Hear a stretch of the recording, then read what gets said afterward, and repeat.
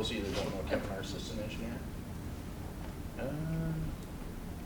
Oak Harbor Road, Hayes and Buckland. Oh, here we go. Public Safety Equipment Fund. That's not exactly our truck. No, it's not, but that's just a rendition that I was given. Truck is slightly off schedule due to the fact that we were given an opportunity to get the engine that I wanted in the first place. There was some rollbacks and emission standards that allowed us to get the larger X12 Cummins in as far as the power plants for it. That actually came at a reduction of approximately $42,000 from what the original cost was. So bigger motor, bigger horsepower, less money. But doing so, it kind of pushed us back on our schedule a little bit, and that's still yet to be determined on how far back. Cummins remained, they kept the molds and everything for that motor in anticipation of being able to continue to make it, but there was a lot of high demand for it, and when it became available, so we're still kind of waiting on ours. But once it kind of gets put back into the pace, I'll have a better idea of exactly when we'll receive the truck. We weren't due to receive it until very end, possibly first quarter of next year anyways. We're probably looking more towards mid-year to the third quarter of the year next year. So it pushed us back approximately 6 months from what I'm being told, but I don't have a definitive time frame quite yet. So, but yeah. Same cab, same chassis as engine 1, which is the last engine that we did build a few years back. So inside, it'll look identical. We like to keep things simple at the fire department. So, you know, my guys getting into one truck, knowing where everything is, they'll be able to get into this one, knowing where everything is. They'll operate the same. But other than that, any questions on it? Yes? You said rollback and emission standards? Yeah. So does that mean more pollutants in our air? Not necessarily. It'll be about the same as what we're currently running for, like our engine 1 that we have right now, which meets the standards. There was the increase, what Cummins tried to do, and Packard and some of the other engine manufacturers were trying to forward think. So Cummins had what was called a modified X10. It was to meet whatever the projected standards were going to be, and with all the extra emissions things on it, that was the largest engine that you could fit in that cab. Whereas that cab that we currently have, we have the X12 in, which meets the standards. So no, it's not going to be more. It's just going to be equivalent to what we're currently doing and meeting the current standards. So. This sounds like a silly question, but how will this help the department in response time, in personnel? Many ways. It helps originally because we've been having some issues historically with the current 75-foot ladder. It's cost us exponential amount of money over the past 5 to 7 years in repair costs and things of that nature. So that's why we originally ordered the truck slightly ahead of schedule than what we normally would have. But with this one, there's a couple different factors with this one that are a little bit different than the current 75-footer. It's a rear mount, which kind of changes our tactics a little bit, but it allows us to have a little bit better options when we go to staging. We can short jack this truck, which means the stanchions that go down to support it. We don't have that option in the current truck, so some of the smaller streets in town will be able to utilize this significantly better than what we can the other truck. This one comes with, we spec'd it out with an actual remote. So the current truck that we have, we can operate the nozzle remotely from the ground in terms of direction and straight stream versus fog stream. With this one, we'll actually be able to operate the ladder, the nozzle, and the waterway all from a neck-mounted remote control.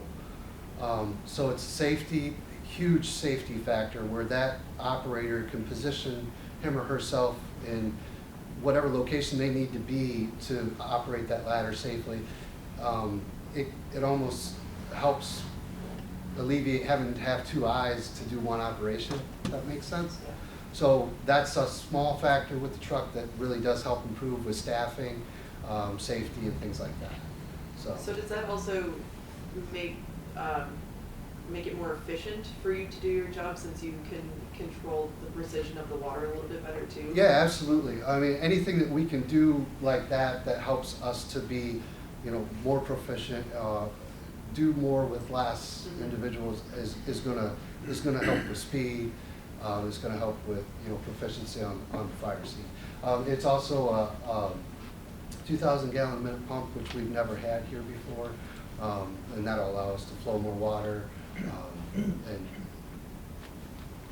do more with this truck than what we can with the current. Any other questions? Thank you. Yep. I think that Councilwoman Reese would like a ride in a truck when you get it. Oh, same. Yeah, let's go ahead. Drive it. Sure. Here's our water operating fund and our revenues that come in. Most of our revenues from the water come in for the utility services, our billing, the small EPA debt charge and other things, but it's primarily because what we charge for the water. And our expenses, as you can see, is pretty much neck and neck.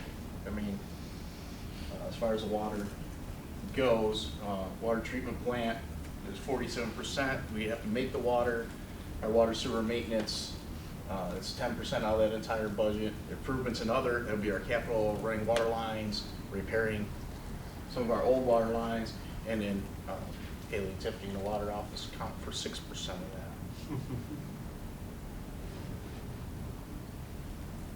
Water treatment plant, where we make our water, down here at the park.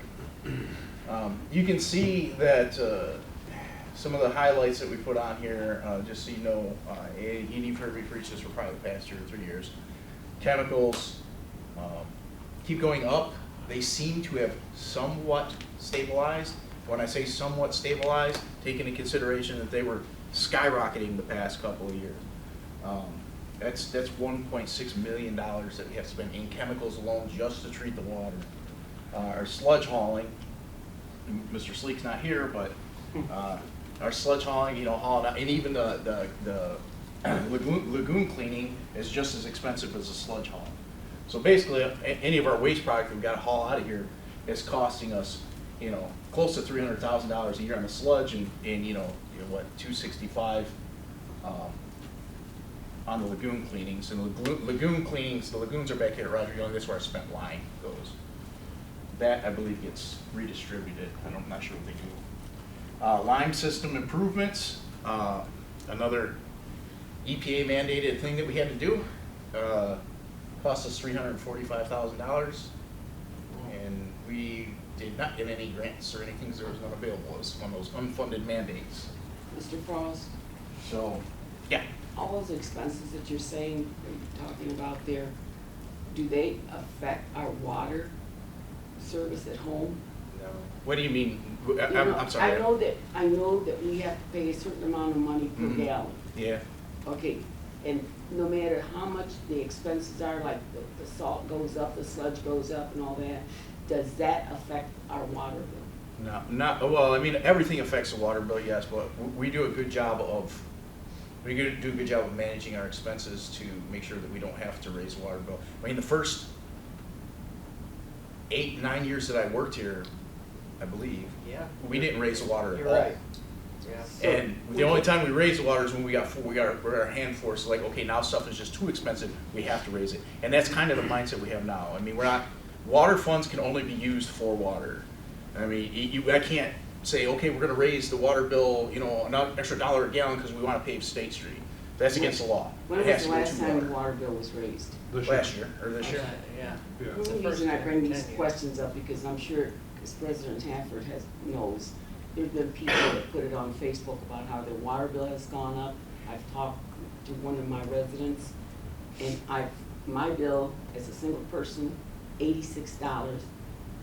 The other resident, it's two in her family, and her water bill was $57. And she thought that was high, and mine's 86. Well, I've changed some things at home in order that I'm trying to conserve water. So this month, my water bill went down to 70 because I stopped washing clothes. We can discuss we're actually, Haley, our water billing director, is here. After we get done with this, we would like to address council in reference to the water billing office and Thank you. some of them questions. But just for the budget purposes, city council did, when we presented back to city council, I believe it was 2 years ago with the auditor, myself, and the safety service director, when we did the water study, and at that time is when we were looking at the significant increase in chemical costs, Yeah. which led to the city of Fremont and every other city in the area having to increase the water utility bills. On average, if I'm speaking incorrectly, correct me, the water bill and the sewer bill are combined into one utility bill, so we have to remember that. So for an average of 4 people, the bill with the current increase would have went up approximately $5 to $7 a month this year from last year. That's combined, so. Total. The people that were paying $100 last year are paying $105 to $107 this year, just for $100, to make it simple math. Some lower, some higher, depending on usage. Yeah, we work hard on trying to keep that down for the residents. I think if you do a study, you'd find that the city of Fremont's water is monetary wise is very, very desirable. We're charging less than a lot of communities. Before you go away from this slide, can you Mhm. help me understand why the budget is $1 million more than the actual, which is what it looks like historically for at least the last 3 years? Bring in more money than we spend. Okay, thanks. Do what? Right? I mean, that's the answer. We bring in more money than we spend. Yeah. In the water fund. Yeah. Well, yeah, and I mean, we budget. That's yes. Yes. Yeah. The answer is yes for projected projects that we have to Yeah. build out for. Right. Because all of our any water line repair or any sewer line repair has to come out of the water and sewer fund. Yeah. So we have to save money to do that out of these funds because we can't use it for anything else. And if you look at the treasurer's report, like the monthly treasurer's auditor's report, and you look at what the balance is in the water fund, if I have it correct right now, I mean, like, the balance is like less than $2 million, and if something catastrophic happened, Yeah. we couldn't cover it. So we do need to build up some funds. Yeah. Okay. Yeah.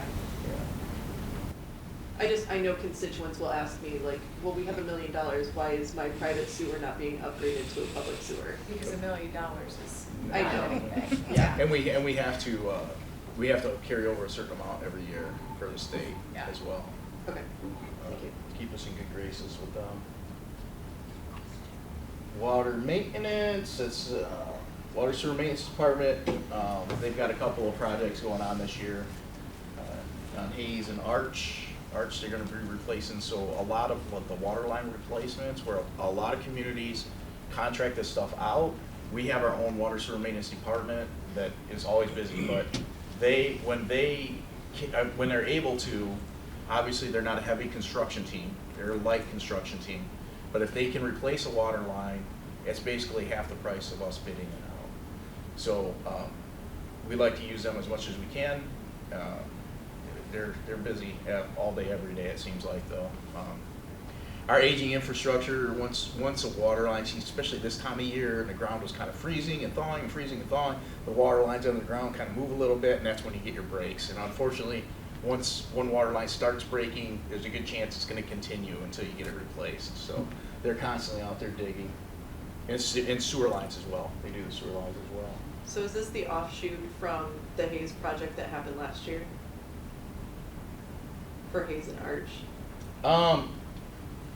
So there was a project Yeah. from Park down to Front. Yeah, and then the Arch Street, there's a small section of water line right here by the amphitheater that they have to replace. But yeah, so we're gonna get this done, and then we'll be able to repave everything without having to dig it up. Okay.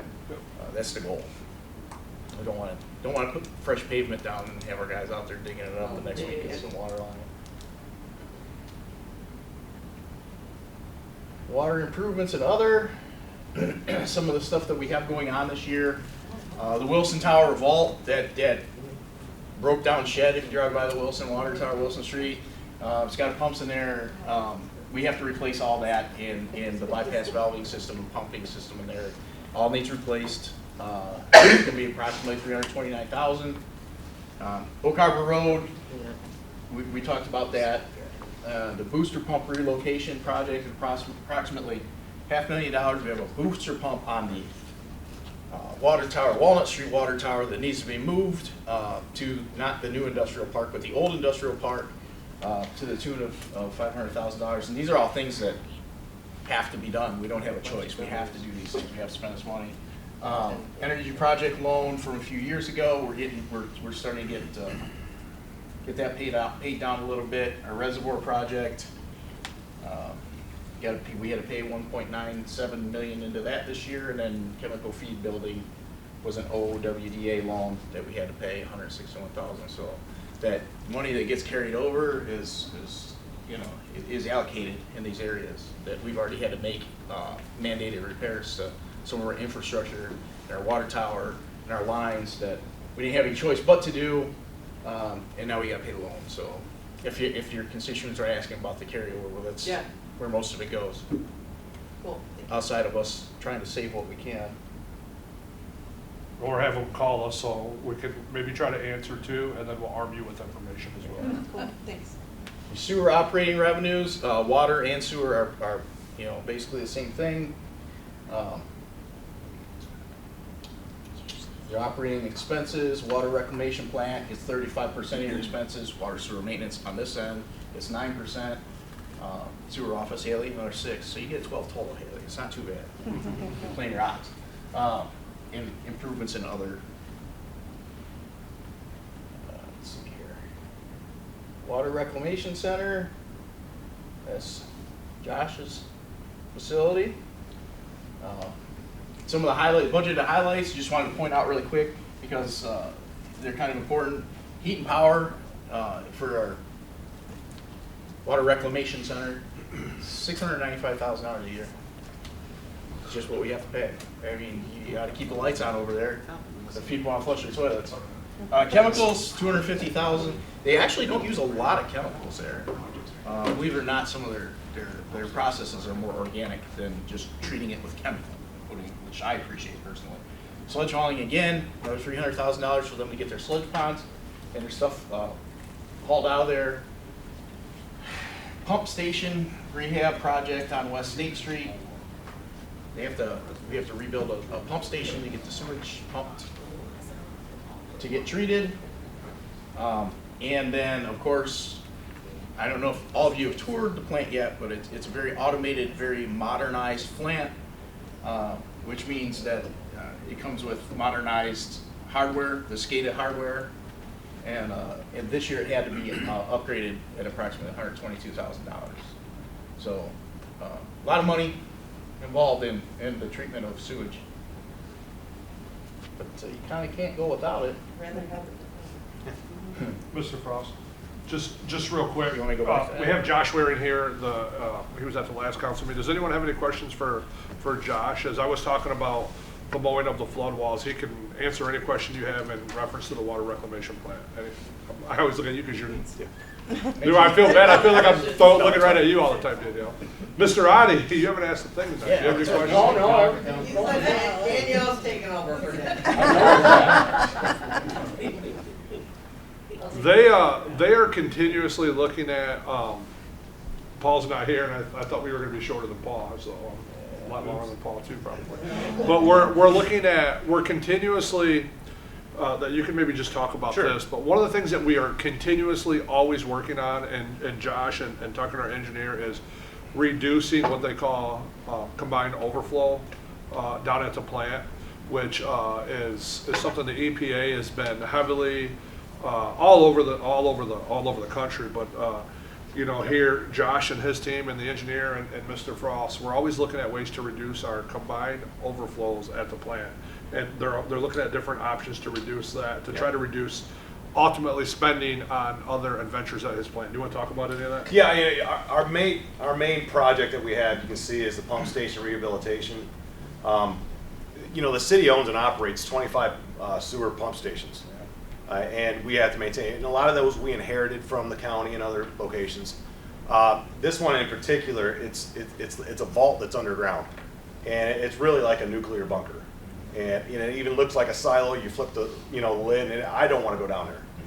It is, and it's over 50 years old, and obviously nothing lasts forever. There can be some danger in terms of atmospheric alarms in that pump station. We have a plan to rehab. This is a total rebuild, but we have a plan because we have 25 of them. We've identified the top 5 that we'd like to, systematically, take care of.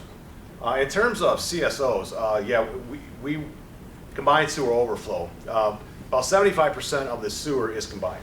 About only 25% is straight storms water going out to the river. Obviously, in 2016, we built our new plant. That increased the capacity of the facility to 24 million gallons a day that we can take in. The old plant, we could only take in about 7.6. So that has significantly lowered the amount of CSO volume going out to the river by over 90%. Unfortunately, the EPA, there's a whole system. I won't get into it today. It's called a typical storm year, and there's engineering modeling that needs to take place. And we are actually wrapping up a project with our consulting engineer to send to EPA because we have to have an engineering report to them by April 1st. There are some small things that we have to do, some minor separation projects and diverting some flows. The EPA hangs their hat on 4 events or less. It doesn't matter if it's 2 gallons or 20 million gallons going to the river. They really want, so if you are, let's just say the typical storm is 1.3 inches in a 24-hour period. It's not that simple, trust me. But if it rains 1.5 or 6 inches, you're not held liable for that. That's not considered an event. So we are doing everything we can to ensure that we're under those 4 events or less. And we have a couple pump stations that are a little more problematic. Some of the infrastructure underneath is in need of replacement. So the engineer, we work intimately with the engineering office, especially when it comes to this situation. And we've got a plan in place, and hopefully, we get that engineering report to the Ohio EPA, and they say, everything's good. But I would anticipate, some monies. I wouldn't say significant projects at this point to take care of those CSOs. I mean, like Mr. Frost and the mayor said, that CSOs are, especially in the Great Lakes region. I mean, nobody wants to go into a river. I take great pride in preserving and enhancing the water environment in Fremont alone. Obviously, that's tributary to Sandusky Bay. Then you go to Lake Erie. So, we're doing our part to ensure that we limit the CSOs. And like I said, since 2016, we've lowered or decreased that amount by about 90%. So that's pretty good. It'll take. So, Thank you. Thank you very much. That's pretty good. And like I said, if any of you haven't toured that plant down there, you really should. And I'm sure Josh would be more than happy to give you a tour of it. We're up 24 hours a day. It's Thank really God. impressive. Sewer maintenance, same thing as water maintenance that I just explained, is water sewer maintenance, replacing sewer lines as well as water lines. Sewer improvements, High Street Sewer Separation Project, that's a High Street, that kind of falls in line a little bit about what Josh was talking about, the CSOs. What that does is it takes a storm that is the storm water that's going into the sewage lines, but it reroutes storm water only into the river. And I believe we have 2 penetrations through the flood wall right now. But all of our sewers in the, well, I shouldn't say all of them. A lot of our sewers in the city are combined, storm and sewage. And 10 years or so ago, the EPA came in and said, hey, you really should separate these. So it's been an ongoing process, and we are actually making progress with it right now, well, I'll say. So High Street Sewer Separation Project, we pretty much got most of it done when we repaved over there. I know a lot of you drove by and saw the big holes in the ground. So that storm will go directly to the river. Walnut Street, we're doing the same thing over there. Kevin was actually working on this today. I had a long discussion on him with this, where we're going to be separating those sewers so the storm goes Walnut Street on the east side directly into the river rather than to our plant to be treated. And then of course our OWDA loan, because when they built that plant, it was a substantial amount of money. They had to take a loan out, and that was our payment on it. Yes? For Washington Street, so the third bullet, I've heard from constituents that they have private sewer in the alleyway. They do. Will this fix that and have public sewer available to them? So I'm going to say yes. Okay. I'm going to say the way that we have it mapped out right now, there's a private sewer actually right behind your house. Yeah, yes. There's a private sewer line. Well, the private sewer line is failing It the sure residents. is. Yes. So we're actually going to run a public sewer out front on down Perfect. Washington Street, and we're hoping it solves the problem. I don't see why it wouldn't. On paper, yes, 100% it's going to solve everybody's problem. So we'll get it in, and then we'll make our adjustments from there. But hopefully we'll get that project going shortly, I because was gonna say, know what's timing on that? I have a constituent, like, Yeah, communicate often, I'm sure you know. I can't give you an exact time frame, or I don't want to on camera, because It- I don't want to marry myself to a time frame right now. But what you can do, if you want to call me tomorrow, I take that back. I'm not going to be. Yes, here it's in our budget for this year. It's in our budget. It'll be this year. That's But if you good. want to call tomorrow, if you need an answer, I'm sure the mayor would be more than happy to get with Tucker. And Take it off for a week after this. All right. It'd be 2026. No. So March 2026 is what I'm hearing? Yeah. All right, no, that's all. And this It's- issue, it's high on the it's radar. actually crazy how long that's been like that. Yeah. It's been like that for a long Yeah. time. Yeah. We No, just failing. that's fantastic news. I appreciate that it's in the project plan. Well, hopefully that'll solve all the problems there. And by all rights, and on paper and all engineering logic, it should solve the problem over there. We'll give you the credit for it. All right, any questions? Any questions? Nothing? You got not one question. Deniati has not one question. Danielle has one. I do have more. I do have one question. Probably of many, but the one question I have, and this is kind of a dream, with the Buckland and Hayes Avenue program, I noticed when you come up Buckland going, what would it be, eastbound, northbound, whatever. Yeah. When you get to the Hayes Avenue intersection, you really have to look over your neck. Sure you do. I just wonder if there's a way if there was even enough room that they could reconstruct. There's not enough room there. We looked at that. We really did. And that's a good thought, because it was a thought that we had too, and there's no way we could reconstruct the way that Rice is angled up and everything else. There's no way we can do it. Gotcha. Because the point is with his property. Yeah. Yeah. All right, that concludes the financial presentation for the budget. Thank you, Councilman Leibler. You want this, Danny? Is it signed? I buy everybody but you. Okay, thank you.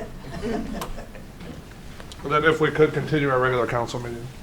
Madam President, I would move to excuse Councilman Sleep and Councilman Elder. I second it. Okay, roll call. Reese, Yes. Sweet, Briggs, Yes. Reese. Yes. Addis, Yes. Bible. Yes.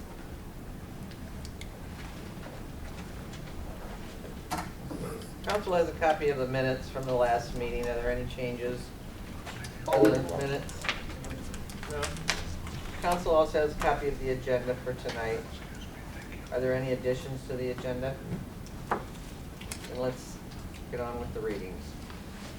Second reading of an ordinance to make appropriations in the amount of $67,500,865.00 for expenses and expenditures for the 2026 fiscal year, January 1st through December 31st, for the city of Fremont, state of Ohio, and declaring an emergency.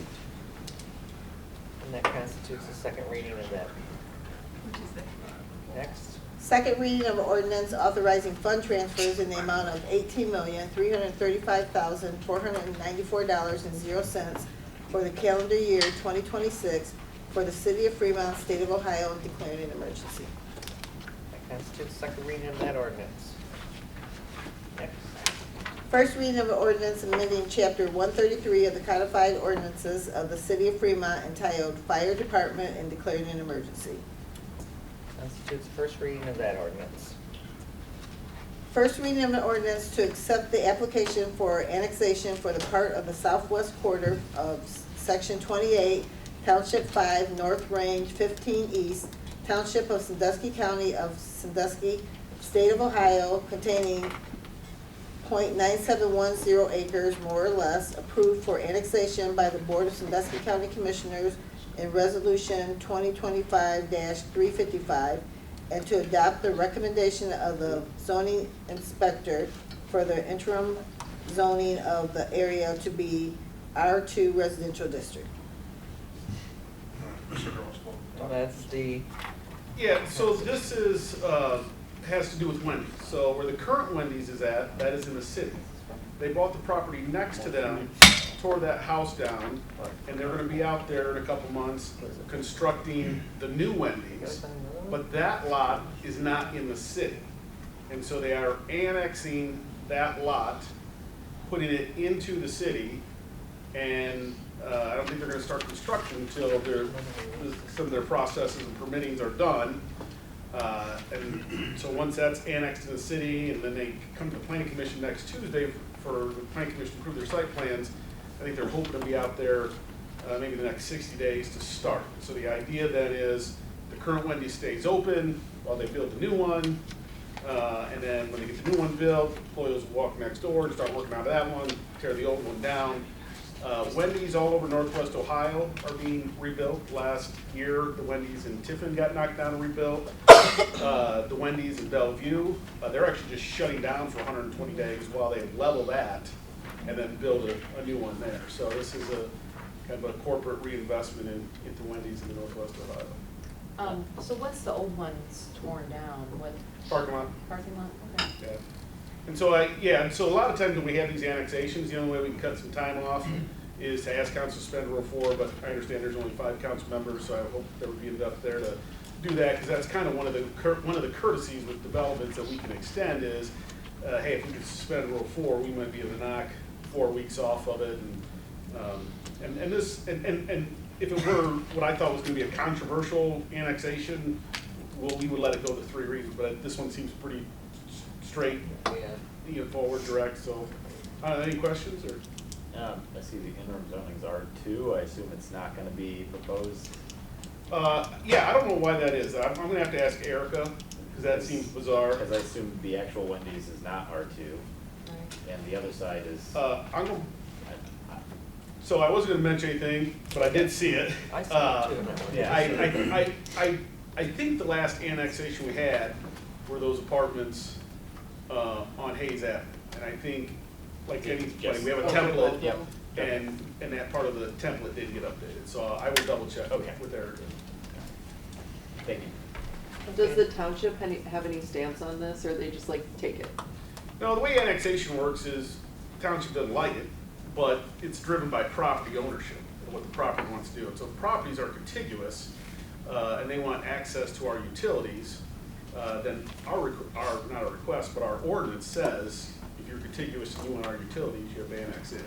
And so townships can oppose it, but ultimately there's no legal. I don't think there's any legal ramification to really fight, because it starts with the county commissioner's office. And so really by the time it gets to us, so the reason I asked to suspend Rule 4, by the time it gets to us, it's been a 3 or 4 month process already, because it goes to the county.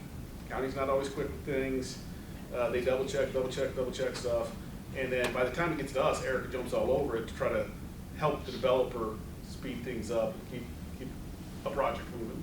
I think the other thing that I think that you said was anytime we, for for utility services, they have to annex on the city. They have to sign a covenant to annex on the city, correct? Is it? If you are contiguous, you have to annex. If you're not contiguous, you sign the covenant. Fair enough, yep.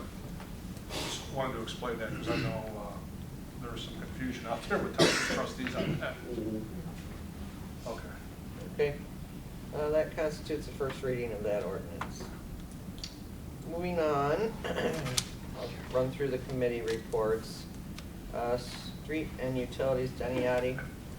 Nothing at this time, Madam President. Finance and Labor, Chris Leibold. Nothing additional tonight, Madam President, thank you. Thank you. Danielle Briggs, Parks and Recreation. Yeah, of course. So the computer system was down at the rec center. It's back up and running. But because the computer system was down for a number of days, soccer registration is extended until March 15. That also means that Elks, Kiwanis, Pony League Baseball, and 13U softball sign up is delayed until March 16 so that they can continue to manage those through. Last day for the ice rink is March 15th, so go out and see the Zamboni for Angie. The 2026 Community Center Series is finalized and it's looking for more sponsors, so you can contact Cody Bischoff if you know or would like to participate. And the Summer Activity Series is currently planning and looking for additional partner agencies. Again, you can contact Cody Bischoff if you want to participate. Okay, thank you, Madam President. Thank you. Angie Reese, Citizen Service Committee. Yes, thank you, Madam President. Just like to congratulate Officer Reed for being named Officer of the Year for going out and doing this job very well. Also for Fire Chief Albeisen, explain about that fire engine for our budget, and that is all I have. Thank you. Thank you. Community Partnership, Christine Weiss. Nothing this evening, thank you, Madam President. Okay, moving on to department heads. Ken Frost? I'm good, thank you. Okay. Not too much. Chief Albeisen, do you have anything further? No, ma'am, nothing more. Chief Wensinger? No,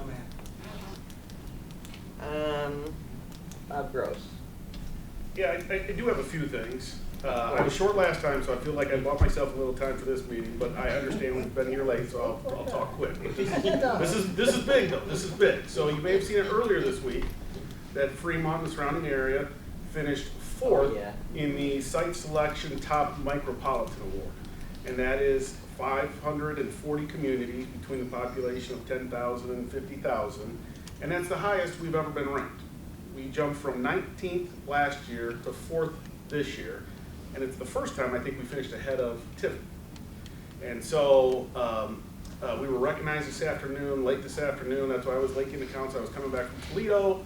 RGP had their annual meeting and they shared a lot of great information.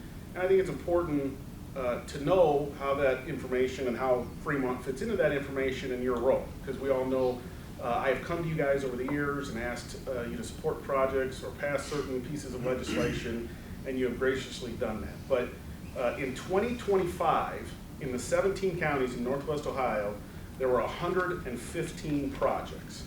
14 of those projects were in Sandusky County, a couple of them here in Fremont, and that was Sandusky County ranked third of all the counties, and that's how the state measures projects and size by counties. In Northwest Ohio last year, 4,895 jobs were created, a capital investment of $3.3 billion in Northwest Ohio. When Site Selection runs their analytics, the state of Ohio ranks top 5 as a top 5 state in doing business. And last year, Northwest Ohio was #1 in job creation. So the state of Ohio is 5th overall, #1 state in the Midwest, #1 state for the infrastructure, and #1 state in the Midwest for gross GDP or gross domestic product, sorry. And so that's important to know that when you look at Northwest Ohio and you look at the rankings, there were 6 communities in Northwest Ohio that ranked in the top 70, 5 in the top 25, 3 in the top 5. And so we are learning that there's a lot of investment. I think the mayor may have alluded to it. I am confident we'll see big announcements in the industrial park this year. We've had some site visits, we've had some virtual meetings, some requests. The one thing we did, part of the industrial park is we want to be shovel ready and prepared as much as possible to eliminate any delays. And one of those is we have been working on what they call a site authentication. It's been a long process, but we have checked our last box. Tucker's got to update one last utility capacity form and turn it in. I was on the phone with the young woman named Pearl who works at Jobs Ohio and said, Bob, if we get that, I think you guys are all set and we can be authenticated. And so not only would we have a shovel-ready site, we would be one of the few industrial sites in the state of Ohio to be authenticated, which once again gives us an advantage. So I think that's good information. And so and I'll wrap this up real quick, but if you look through our last 5 years, if you go back to 2020, we were 7th, 21 we were 10th, 22 we were 7th, 23 we were 16th, 24 we were 19th, and 25 we're 4th. And so we're routinely at the top of that list, and I think that goes to who we are as a community. I think we're a hardworking community that is not afraid to take on projects and welcome projects and add to what we have going on here. But that's all I have, Madam President. Okay. Mayor Sanchez? Nothing this evening. Thank you, Madam President. Holly Elder? Nothing tonight, thank you, Madam President. Anybody want to speak in the audience? And were the ladies from the water going to explain the new charges? Yes, they will. Haley, if you could maybe come up here and maybe just kind of, what I'm going to ask you to do is, you can do this. I think what I'd like to do here this evening is just kind of go back to how we got to where we're at today from the very beginning, maybe explain why we had to switch over and the time frame of what that took place from the beginning of the year to the letters that were being sent out, and then what we are doing now and what we've been doing and what maybe we can do. Okay. Just per some of the conversations that you, myself, and Mr. Frost have had over the last several days dealing with this transition. Yeah, so late last year we got notified that our billing software does not want to store residents' bank information. That is how we sent the file to the bank and did auto pay. So essentially with that short turnaround, we had to work with our credit card company and we had to take the option that they gave us, which is a 50-cent processing fee. So we've sent out letters. Could you talk about the time frame on those letters, though? Like these letters went out starting in January, correct? Yep, January 1st, well, January 2nd. Yep. February, and then a couple weeks ago we sent out a third one. And then can you explain what was in those letters? Essentially just telling people the process to enroll in the new system. Okay. And then I feel like I'm a defense attorney or something. Yeah. I think what's important to understand with these letters is there was a process in these letters that was the information. We are not the only city that is going through this. They serve many other cities. We had to have a turnaround, and these letters went out to the public, and there were directions given, in my opinion, poor directions given to the public on how to transition over to this new system. With that being said, we have approximately 2,000 users that are on auto bill deductions. I'm one of them. I will self-admittedly say that I was aware of the change, but I didn't understand the change. So I am a person that doesn't look at my water bill because when my bills come out automatic, and I look at my account, and if my water bill comes out, then I don't worry about the paper bill, and it goes in the trash unless it's got a red letter, or then I know that the water's getting shut off, which is why I went on auto pay, so I didn't get the red letter. Now when my tenants don't pay, then I get the red letter. But either way, with that being said, I felt like this letter was confusing to the public. However, this is the information on how this company wanted us to present this information to the public. The city of Fremont did not have a say on this 50-cent processing fee.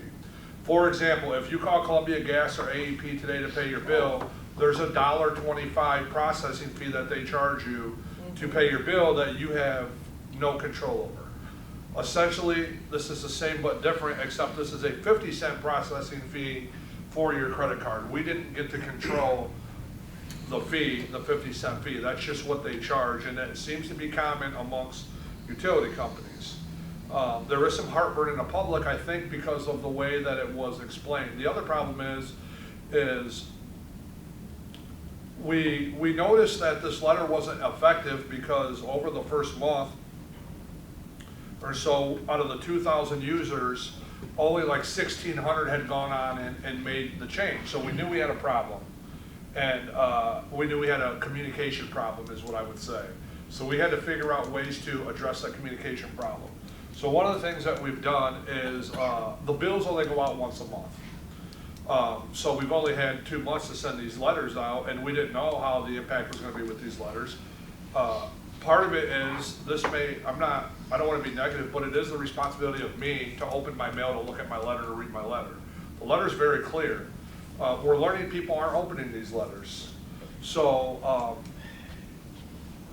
but in defense of the public and for me, myself as a citizen, I don't think the direction is very good. So we rewrote directions. Haley and Tiffany and her team, and I think they all put a Q&A. We went through a Q&A session of questions and answers, and then we rewrote these directions. And unfortunately, that hasn't been mailed out yet because we haven't had the opportunity to mail that out. So what we're doing currently is we're running a campaign in the water office. So there's 3 employees. There's Haley, Tiffany, who is a wonderful employee, and there's a newer employee named Molly who recently joined us. And they are phone banking, literally. They are going through every day, all day, and they're calling all of the customers up and saying, hey, City of Fremont, you haven't enrolled into your new process. How can we help you? We will walk you through this over the phone. If you come down, we will help you with your cell phone or get on the computer doing this. These ladies are doing everything they can to meet the need of the public. Over the last several days, I think we went and making phone calls. They've knocked out close to 300 or 400 users and really have making a big dent on that 2,000 list to almost knock that in half. So literally every day for the last several days, that's what they've been doing to address this problem, or concern, I should say. The other thing that we're looking at doing is we're considering maybe going out and putting door knockers on the doors for the folks that haven't updated this. But at some point, we can only do what we can do. I mean, we're doing everything we can to effectively communicate. We've mailed 2 letters. We're calling people. We've done. We have access to email on some of the customers, and we're doing email blasts. I'm considering reaching out to Denise Hurt and Fremont City Schools to see if they would allow us. We have a board member here today to allow us to use their texting system to remind residents to call the water office or get online and complete their auto pay. That they haven't done that, then their bill will not be processed. So we haven't made that call yet. That's something we're probably going to do over the next day or so.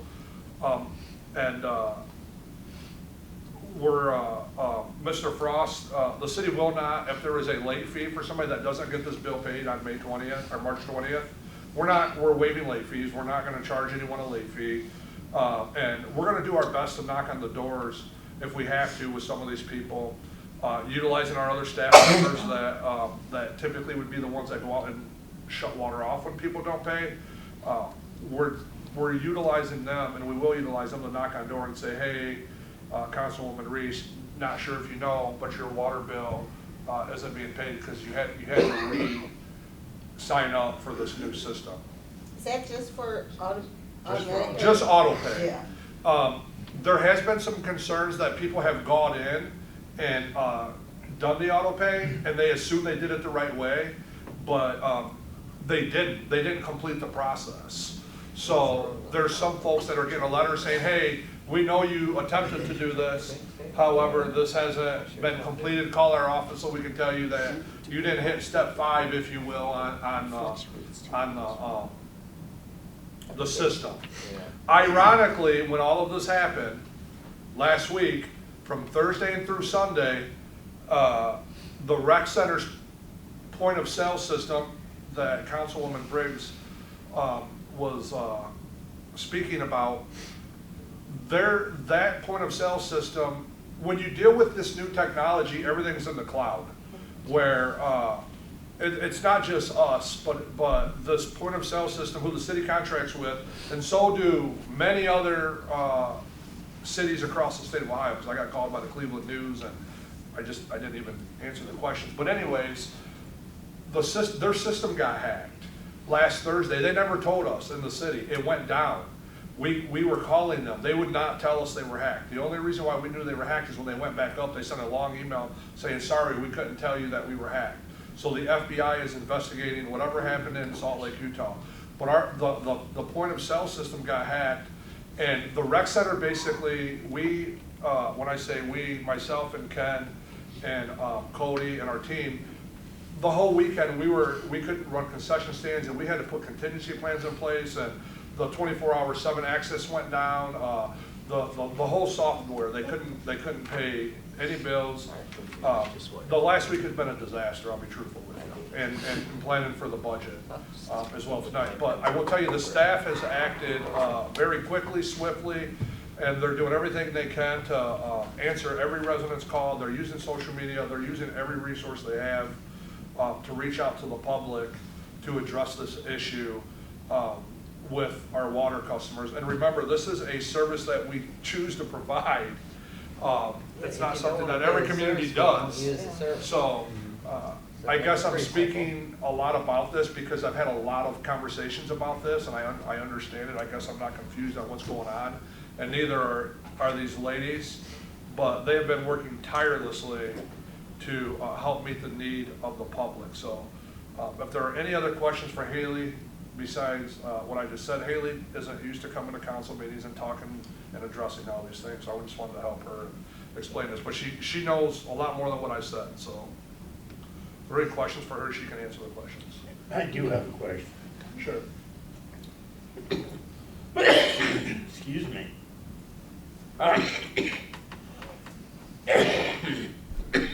You're all right.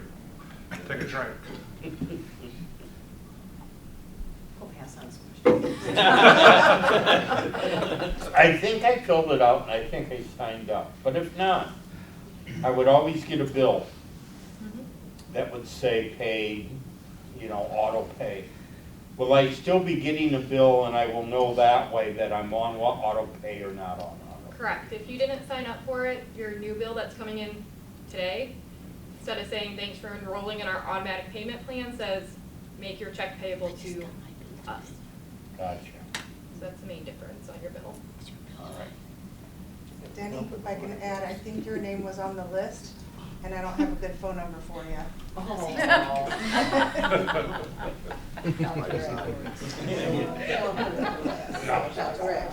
He'll talk to you after. Okay. Just let you know. Anybody else have any questions? No, I just want to say thank you to Haley and Tiffany and your other staffer for making those phone calls. I know it's not easy and it takes a lot of time. Yeah, that's a lot of work. Thank you. I owe them lunch. Okay, with no further They're gonna hold you to it. No, Are there any other questions for her that she could answer? She sat here all night to answer all of your questions. No? Well, I just like to comment, and I have talked to Tiffany about my water bill. She wouldn't pay it for me. So, but she did offer that I could go into the office and see on the peak season or the peak time, something, and I just haven't done it. But my water bill, my water bill is high because I guess I'm careless with the use of my water, because I did say earlier that I had stopped washing clothes, and I have. I'm one of these people that I don't like to see the dirty clothes, so I put it in the wash right away. Councilwoman Reeves, we asked if you had any questions. I'm coming to that. So what is the question? So other people have complained about why their water bill is so high. This was going on even before all these auto pays and everything came on. And then one of the reasons is because we're careless in our usage, and maybe we should check our plumbing, right? It's probably beyond her pay grade. Yeah. No, but you know, you might have a Yeah. leak somewhere, and you don't know it. Yeah. I mean, Well, if you have a leak, your water bill's gonna skyrocket. That's But it. if you are doing the dishes and you let your water run like I do the I whole do time too. I'm doing dishes, instead of shutting off, turning on, shut off. I know why my water bill's high. It's my own fault. Well, I proved it with my laundry thing, so. But I think, you know, that the general public, if they would just take into consideration and start checking to see how they're using the water. Brush your teeth? Be more careful, right? You shouldn't, Great. but I'm gonna make a motion. Wait, before we make a motion, I just wanted to thank, city council and administration for the card I got and the sympathy and prayers I got for the loss of my brother. It was truly appreciated. Now make a motion. Okay, I make a motion to adjourn. I second. Well, roll call. hold on, Holly had a question. Oh. Who did? I want to talk about my mouth. Did you did not give Holly an opportunity to say anything to Yes, that? I Yes, did. yes, you did, yes, you did. Oh, I'm sorry, I was Thank you, Madam talking. President, yes. Please. Briggs, Yes. Weiss, Yes. Hottie, Yes. Libo. Yes. Reese. Yes.